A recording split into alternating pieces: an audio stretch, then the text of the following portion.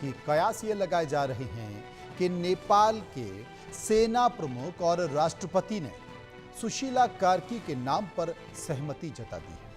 पूर्व मुख्य न्यायाधीश सुशीला कार्की को चुनाव होने तक नेपाल का अंतरिम प्रधानमंत्री नियुक्त किए जाने की बात की जा रही है। अंतरिम सरकार के गठन पर आम सहमति बनाने के लिए नेपाल के राष्ट्रपति सुशीला कार्की और सेना प्रमुख के बीच काठमांडू में अहम बैठक भी हुई और लगभग उनका नाम तय माना जा रहा है। आपको बता दें कि सुशीला कार्की से पहले कई और नाम इस रेस में थे, लेकिन उनके नाम पर सबकी एक राय नहीं बन पा रही थी। अब उनके नाम पर लगभग सहमति बन गई है, लेकिन असलियत में नेपाल में ताज किसे मिलेगा अभी ये पूरी तरह साफ नहीं है। एक रिपोर्ट देखिए।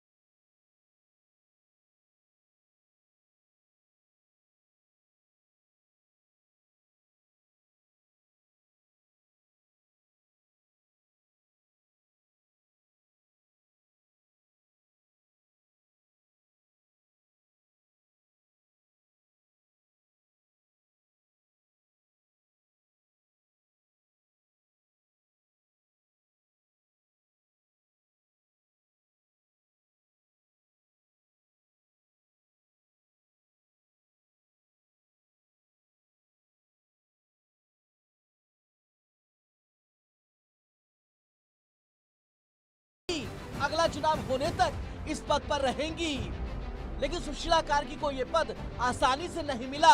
नेपाल में अंतरिम पीएम के लिए 3 नाम जैन जी की तरफ से ही आए थे। नेपाल में नई सरकार के लिए जैन जी ने सर्वे और मीटिंग भी की। जैन जी की ऑनलाइन सर्वे और मीटिंग्स में बार-बार नाम बदलते रहे। सबसे पहले काठमांडू के मेयर बालेन्द्र शाह यानी बालेन शाह का नाम सामने आया, क्योंकि वो नेपाली युवाओं में बेहद लोकप्रिय हैं, छवि के हैं। मगर कहा गया कि खुद बालेन शाह ने यह प्रस्ताव ठुकरा दिया। वही खबर ये भी है कि बालेन नेपाल के पीएम पद पर चुनाव जीतकर बैठना चाहते हैं। इसके बाद सुशीला कार्की का नाम सामने आया। नेपाल की पूर्व चीफ जस्टिस रही सुशीला कार्की का खुद बालेन शाह ने समर्थन किया। पहले तो खुद कार्की तैयार नहीं थी, मगर आर्मी चीफ ने उन्हें कई घंटों तक मनाया, तब जाकर वो मानी। मगर बाद में खुद जैन जी का एक बड़ा धड़ा उनकी उम्र को लेकर सहमत नहीं दिखा। जैन जी के एक ग्रुप का कहना था कि और वे सही से नेपाल की सत्ता नहीं चला सकती।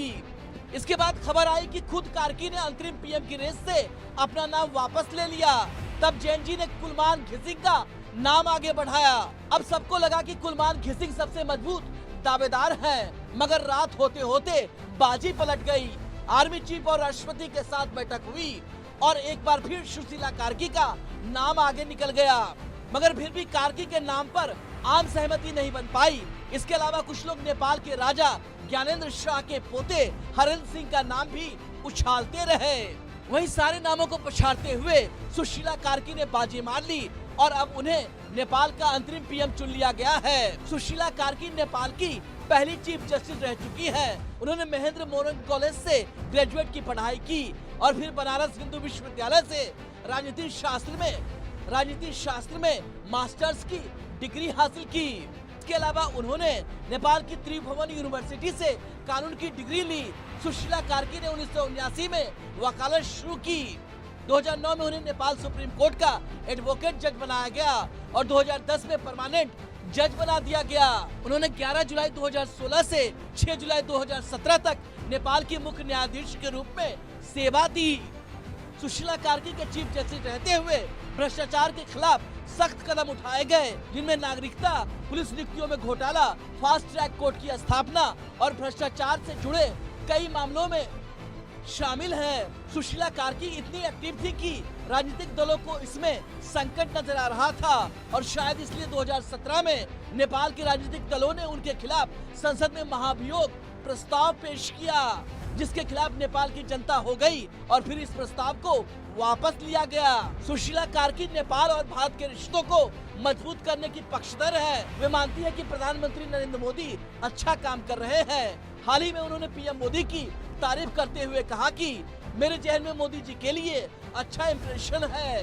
साथ ही उन्होंने कहा कि भारत और नेपाल का रिश्ता बहुत पुराना और गहरा है।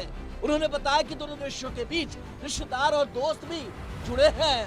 कार्की ने साफ किया कि बीच बीच में थोड़ी खटपट होती रहती है, लेकिन रिश्ते मजबूत बने रहते हैं। नेपाल में नई सरकार के लिए सड़क से लेकर संसद तक इस आक्रोश में केपी शर्मा ओली की कुर्सी धधक गई, जिसके बाद उन्हें इस्तीफा देना पड़ा। नेपाल में सत्ता विरोधी हिंसा में मरने वालों का आंकड़ा बढ़कर 51 तक पहुंच गया है। वहीं सुशीला कार्की के अंतरिम प्रधानमंत्री बनने के बाद नेपाल के लोगों का गुस्सा थोड़ा ठंडा होता दिख रहा है। साथ ही नेपाल में फिर से विकास की बयार बहने और भ्रष्टाचार से मुक्ति की उम्मीद भी जगी है। Bureau report, India news.